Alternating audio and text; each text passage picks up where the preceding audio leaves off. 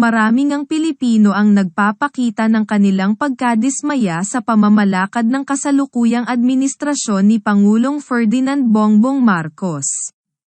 Ang pagkadismayang ito ay dahil sa patuloy na pagtaas ng presyo ng mga pangunahing bilihin at serbisyong pang-esensyal, na mas binibigyang kahulugan ng patuloy na pag-akyat ng presyo ng diesel at gasolina.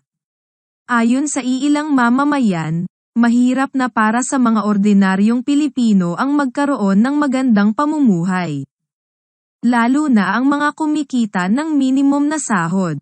May mga nagsasabi rin na mas nakakaramdam sila ng seguridad noong panahon ng dating Pangulong Rodrigo Duterte. Ayon sa kanila, mas marami daw silang nakikitang nag-ooperate na drug peddlers ngayon.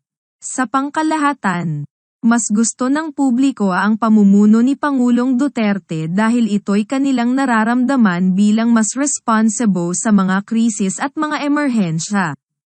Mayroon ding ipinapahayag na pag-aalala ang ilan tungkol sa alitan sa pagitan nina Duterte at Marcos, kasama na ang pagpasok ng International Criminal Court o ICC sa Pilipinas upang imbestigahan ang dating Pangulo. Gayunpaman, may mga Pilipino pa rin na umaasa na magiging maayos ang ugnayan sa pagitan nina Duterte at Marcos.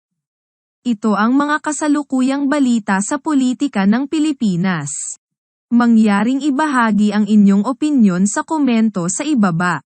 Huwag kalimutang mag-subscribe at mag-like para sa iba pang mga balita.